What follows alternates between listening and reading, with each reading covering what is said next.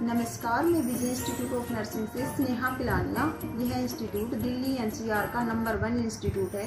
हमारे यहाँ पर ANM, GNM, post BSc and BSc nursing and paramedical course कराए जाते हैं। हमारे यहाँ पर well educated qualified staff, 100% result, 100% placement, हजारों बच्चे कोर्स करके सरकारी नौकरी लग चुके हैं।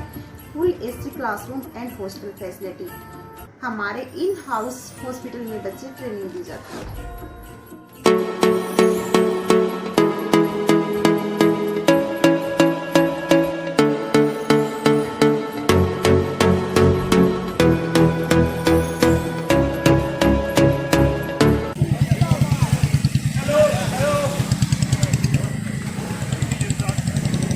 डॉक्टर सुरक्षा दो, सुरक्षा दो, नो सुरक्षा नो वेल, कोई काम नहीं करेंगे अगर हमारे को डॉक्टर्स को कोई सुरक्षा नहीं दी जाएगी। जो भी घिनौना व्यक्ति जो भी घिनौना करे, जो कोई डॉक्टर के खिलाफ करेगा उसका मर्डर हुआ, हड्डियां टूटी, आंखों से खून निकला, ऐसा घिनौना अपराध अगर कोई कर सकता है और वो बच भी जाता है, क्योंकि अगले दिन तक पकड़ा भी नहीं जाता है, आराम से वो बाहर निकल के अपना नहा धो के आराम से बैठ जाता है, तो ये दिखाता है कि हमारे डॉक्टर जो है पूरी तरह असुरक्षित है। इंडियन मेडिकल एसोसिएशन कई वर्षों से डिमांड कर रही है कि हमारे डॉक्टर्स पे अगर कोई अटैक करता है तो ये नॉन बेलेबल ऑफेंस होना चाहिए। ये सरकार ने डॉक्टर्स का फायदा उठाने के लिए कोविड के दौरान एक ऐसा ऑर्डिनेंस दिया था जिसमें डॉक्टरों को हाथ उठाने वालों को 7 साल की सजा और नॉन बेलेबल ऑफेंस बनाया गया। लेकिन कोविड की जैसे ही वो जो इमरजेंसी खत्म हुई, इंडियन ये सरकार ने वो लॉ को वापस ले लिया, उसको कन्वर्ट नहीं किया और वापस डॉक्टरों को अटैक्स के हवाले ओपन कर दिया। हर दिन कोई रेजिडेंट डॉक्टर पिट रहे हैं, कोई डॉक्टर्स के ऊपर अटैक हो रहा है और अब हमारी बेटी जो है अपने ही हॉस्पिटल में रेप की जाती है, मर्डर की जाती है। आप ये बता दीजिए हम कैसा समाज बन गए हैं। एक तरफ हम कहते हैं डॉक्टर भगवान है, एक तरफ हम कहते हैं कि बेटियों को पूछना चाहिए और फिर उसी बेटी को आप इतनी निर्दयता से मरते छोड़ देते हैं। तो ये दिखाता है कि हमारा समाज जो है बचाने लायक रहा नहीं है। हमारे बच्चे आज डॉक्टर बनना नहीं चाहते। यहाँ पे आधे से ज्यादा डॉक्टर हैं जिनके बच्चे कभी लॉयर बन रहे हैं, इंजीनियर बन रहे हैं, मार्केटिंग में जा रहे हैं, क्योंकि इस जैसा डेंजरस प्रोफेशन आज रहा नहीं है। आज नीट एग्जाम के बाद भी आपको देखा होगा आप सभी ने किस तरह डॉक्टरों के साथ बदसलूकी की गई है। हर तरह से डॉक्टर पिट रहे हैं और ये दिन दूर नहीं है जब जो 10%, 5% मार्क्स लाते थे वैसे ही बच्चे मेडिसिन में घुसेंगे और शायद ये समाज उसी का हकदार है। पढ़े लिखे 90%, 95% को अब मेडिसिन में जाने की जरूरत नहीं है। हम समाज से मांग कर रहे हैं कि एक सेंट्रल प्रोटेक्शन एक्ट दिया जाए। डॉक्टर पे अगर कोई भी हाथ उठाता है तो उसको बख्शा ना जाए, चाहे वो पॉलिटिकल रीजन से हो, चाहे किसी भी रीजन से हो। और हमारी कोई भी बेटी असुरक्षित ना रहे। हम सब नाइट ड्यूटीज में जाते हैं, यहाँ गायनेकोलॉजिस्ट रात भर डिलीवरी के लिए रुकती हैं। अगर हमें अपने ही हॉस्पिटल में डर होगा तो कोई भी कैसे काम करेगा। डॉक्टर डीएस यादव सर, उसने इतनी जघन्य अपराध को अंजाम दिया, तो हमारी सबसे पहली डिमांड तो यही है कि उसका जो भी अपराधी है उसको कड़ी से कड़ी सजा दी जाए, फास्ट ट्रैक पे उसकी सुनवाई हो और जल्दी से जल्दी उसका निर्णय किया जाए। और दूसरा हम ये चाहते हैं कि हॉस्पिटल्स में, गवर्नमेंट हॉस्पिटल्स में सिक्योरिटी बहुत अच्छी होनी चाहिए। कोई भी बिना आइडेंटिटी कार्ड के अलाउड नहीं होना चाहिए हॉस्पिटल में, ताकि जो हमारे डॉक्टर्स हैं और बाकी जो स्टाफ है वो सेफ महसूस कर सके। आप सबको मालूम है और मेरे प्रेस वाले भाइयों को भी मालूम है कि बहुत ही निर्मम ढंग से हमारी एक मेडिकल छात्रा की कोलकाता में रेप और हत्या की गई। उसके बाद में सारा का सारा मेडिकल फ्रेटर्निटी जो है पूरे हिंदुस्तान में बड़ा आंदोलित है, बहुत दुखी हैं हम। लगातार इतने वर्षों के प्रयास के बाद आज तक हमें कोई एक अच्छा ऐसा कोई सेंट्रल एक्ट नहीं मिला जो हमारी मेडिकल फ्रेटर्निटी की, हमारे हॉस्पिटल्स की, हमारे स्टाफ की, हेल्थ केयर वर्कर्स की सुरक्षा निश्चित कर सके। हम लगातार ये डिमांड कर रहे हैं सरकार से कि एक ऐसा एक्ट बनाइए।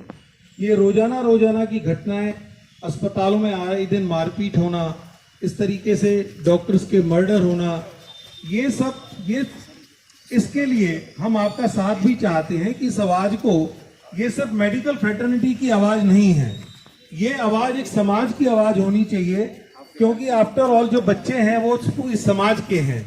और हम सबको भी ये कोशिश करनी चाहिए कि एक इस तरह का मेडिकल एक्ट बने, और जो इस तरह का कांड हुआ है उसकी हम बहुत निंदा करते हैं, हम सब बहुत दुखी हैं, और साथ साथ में हम ये डिमांड करते हैं कि उसके आरोपियों को कड़े से कड़ा दंड, जो कि मौत की सजा जो निश्चित है संविधान में, उस तरह का मौत का दंड और शीघ्र से शीघ्र दिया जाए, जिससे कि इस तरह की घटनाओं की आगे पुनरावृत्ति ना हो सके। इतिहास के लिए एक काला दिन है।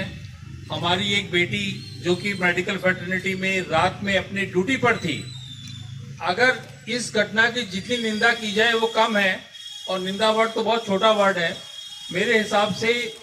जो फ्रेटर्निटी के लिए ये हुआ है, अगर कोई इससे शर्मनाक घटना कोई हो भी नहीं सकती है। और जो लेडी डॉक्टर अपने कार्य के लिए रात नाइट ड्यूटी कर रही है, आप सोच सकते हैं अगर लेडी डॉक्टर सब कार्य ना करेंगी तो शायद मेडिकल कॉलेजेस में, हमारे हॉस्पिटल्स में जो महिलाओं की डिलीवरी होती हैं, जो बाकी इमरजेंसी काम होते हैं, शायद पूरा देश उसके लिए पीड़ित रहेगा। और ये इतना अपना जान जोखिम में करके भी जो डॉक्टर्स काम करती हैं, अगर उनकी सुरक्षा प्रदान नहीं कर सकती गवर्नमेंट और मेडिकल कॉलेजेस और ये समाज, तो मेरे ख्याल से इससे ज्यादा निंदनीय घटना नहीं हो सकती। आप ये सोचिए कि एक छात्रा जो कि केवल मेडिकल उसके लिए गई थी, उसको रात की जो निर्मम हत्या हुई है वो एक मेडिकल कॉलेज में, और वो भी एक हॉल के अंदर जहां पूरे सिक्योरिटी का अरेंजमेंट होना चाहिए, कुछ भी नहीं था। कोई ऐसा नहीं कि सड़क पे किसी के साथ ये घटना हुई है, इन द कॉलेज हुई है, तो हम लोग अपने वर्क प्लेस पे भी सुरक्षित नहीं है। आई थिंक हमें इससे होना चाहिए कि ये हम और नहीं सहेंगे, ये लास्ट है। इसके बाद अगर होता है तो हमारे डॉक्टर्स अनिश्चित हड़ताल में जाएंगे, और इसके बाद कोई भी डॉक्टर रात को ड्यूटी करने से मना कर देगा, उसकी पूरी जिम्मेदारी सरकार को लेनी चाहिए। और इसमें हम लोग कितना हम मानवता के नाते काम करेंगे, जब तक कि हमारी बेटियां, हमारी बहनें, हमारी डॉक्टर सुरक्षित नहीं है, तो मानवता के नाते कब तक हम अपनी जान जोखिम में डालते रहेंगे। कि हम तो सवाल पूछ ही रहे हैं सरकार से, आप भी पूछें कि ऐसे कब तक चलेगा, कब तक हमारी बहन बेटियां, बहनें, बच्चियां इस तरह से शहीद होती रहेंगी। अपने, जैसे कि डॉक्टर अजय अरोड़ा ने कहा, अपने कार्यस्थल पर भी अगर हम सुरक्षित नहीं हैं तो इससे ज़्यादा घृणित घटना, निंदनीय घटना हो नहीं सकती। हमारी ये डिमांड है आईएम में, पूरे देश की हर जगह आज कैंडल मार्च, प्रोटेस्ट हो रहे हैं। सरकार के कानों पर जूं रेंगने की एक हमारी कोशिश है, और अगर सरकार इस तरह से नहीं मानी तो इससे आगे के जो स्टेप्स हैं वो उठाने के लिए हमें बाध्य होना पड़ेगा। हमारी मांग है कि एक सेंट्रल एक्ट हमें चाहिए जिससे हमारी सुरक्षा सुनिश्चित की जा सके, वर्क प्लेस पे, ड्यूटी पे। खासकर हमारे जो अब नए बच्चे आजकल डॉक्टर बनने से डरने लगे हैं, इस तरह की उनको मतलब असुविधा का सामना करना पड़ता है। 36-36, 48-48 घंटे की ड्यूटी, रहने को जगह नहीं, खाने को जगह नहीं, सोने के लिए जगह नहीं। आपने पढ़ा होगा, उन्होंने खाना बाहर से मंगाया, पानी तक भी पीने को नहीं मिलता, और उसके बाद अपनी जान जोखिम में डालकर मरीज की सेवा के लिए, समाज की सेवा के लिए, इमरजेंसी के लोगों, इमरजेंसी में जो मरीज आते हैं उनकी जान बचाने के लिए हमारी बहनें, बेटियां, हमारे बच्चे इस तरह से स्ट्रगल कर रहे हैं, और उनके साथ ऐसी हत्या हो जाती है। मुझे लगता है कि पूरे समाज को उठ के खड़े हो जाना चाहिए, नहीं तो वो दिन दूर नहीं है जब डॉक्टर्स ये सब काम करने से मना कर देंगे, तो उसका खामियाजा पूरे समाज को अपनी कार्यों का भुगतना पड़ेगा। मार्च निकाल रहे हैं। आप सबको पता है कोलकाता में दूसरा निर्भया कांड हो चुका है। कई वर्ष हो गए हमारे यहाँ पर एक के बाद एक महिलाएं सुरक्षित नहीं हैं, डॉक्टरों के ऊपर मारपीट होती है। अब एक कॉमन एक फैक्टर है, एक महिला डॉक्टर जो अपने ही हॉस्पिटल में, उसको रेप और मर्डर कर दिया गया बहुत ही घृणनीय तरीके से। और पूरे इंडिया में आज ये हर जगह ये प्रोटेस्ट मार्च हो रहा है, और सरकार से हम कह रहे हैं कि कई वर्षों से हमारी डिमांड है कि एक सेंट्रल प्रोटेक्शन एक्ट हो डॉक्टर्स के लिए। कोई भी अगर डॉक्टर का हाथ उठाता है तो नॉन बेलेबल ऑफेंस होना चाहिए। कोविड के दौरान इसी सरकार ने ऐसा ऑर्डिनेंस लागू किया था, और 2 साल वो चला था, और जैसे कोविड खत्म हुआ उन्होंने वो कानून वापस ले लिया। तो ये दिखाता है कि सरकार केवल डॉक्टरों को इस्तेमाल करना जानती है, डॉक्टरों को प्रोटेक्शन देने में कोई इंटरेस्ट नहीं है। हम निवेदन करेंगे पब्लिक से कि हमारा साथ दीजिए, वरना हमारे बच्चे जैसे अब कोई डॉक्टर बनने में इंटरेस्टेड नहीं है, आगे चल के आपके पास डॉक्टर बचेंगे नहीं तो आप कहाँ जाएंगे। मैं doctor Indramohan Rastogi, general secretary IMA Gurgaon. आज हम IMA सेंट्रल हेडक्वार्टर के आह्वान पर जो हमने central act for health personnel health place के लिए जो डिमांड किया था, उसके लिए आज हम इकट्ठा हुए हैं और कोलकाता निर्भया को श्रद्धांजलि देने के लिए हमने आज ये कैंडल मार्च निकाला है। लेकिन आज हम कड़ी शब्दों में जो सरकार का ढुलमुल रवैया है, जो बंगाल सरकार का रवैया है, जो हेल्थ सिस्टम का रवैया है, उसकी कड़ी शब्दों में निंदा करते हैं। लेकिन जब तक जस्टिस नहीं मिलेगा, हमारी IMA, हम डॉक्टर्स लोग शांत नहीं बैठेंगे और हम एक स्ट्रॉन्ग पुरजोर मांग करते हैं कि डॉक्टर्स के लिए, वर्क प्लेस के लिए सेफ्टी और सिक्योरिटी, जो कि बहुत जरूरी है। अगर हम डर में जिएंगे तो काम हो ही नहीं पाएगा। काम करने के लिए हमें निडर होना पड़ेगा और निडर होने के लिए हमारे को एक्ट चाहिए, और जब तक एक्ट नहीं आएगा आप हमारी पूर्ण क्षमता इस्तेमाल नहीं कर पाएंगे। उसी से पब्लिक भी परेशान रहेगी, आम आदमी भी परेशान रहेगा और बाकी चीजें भी दिक्कत में रहेंगी। शर्मा, मैं IMA प्रेसिडेंट गुड़गांव, और ये सेक्रेटरी हमारे साथ मेरे डॉक्टर इंद्रमोहन रस्तोगी और वुमेन्स विंग की चेयरमैन डॉक्टर विनीता यादव आज, और प्लस ये बहुत सारे हमारे साथ डॉक्टर हंस, यहाँ डॉक्टर कक्कड़ी, हम यहाँ पे मौजूद हैं। अभी यहाँ पे आपने देखा कम से कम 70-80 डॉक्टर यहाँ इकट्ठे हुए थे।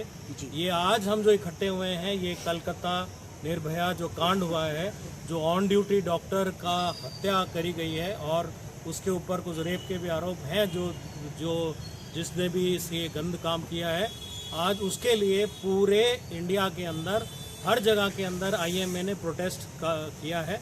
हम हरियाणा में भी रहकर हमने गुड़गांव के अंदर ये प्रोटेस्ट जाहिर किया है। अभी हमने सिर्फ एक कैंडल मार्च करी है, ये सब जनता को बताने के लिए और आप लोगों के थ्रू ये जनता तक पहुंचाने के लिए कि ये जो ये कांड हुआ है वो टॉलरेबल नहीं है। हम डॉक्टर ही नहीं, कोई देश की जनता ये टॉलरेट नहीं करेगी कि हमारे घर की लड़की बेटी और इस तरह से किसी ढंग को किसी ऐसे कोई उसके साथ